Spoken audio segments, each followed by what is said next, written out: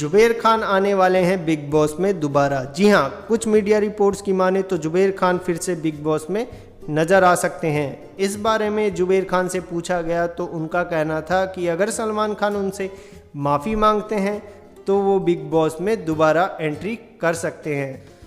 मगर जुबैर ने अपने इंटरव्यू और सोशल मीडिया में वीडियो डालकर सलमान पर जो संगीन आरोप लगाए हैं उससे तो नहीं लगता है कि सलमान उनसे माफ़ी मांगेंगे।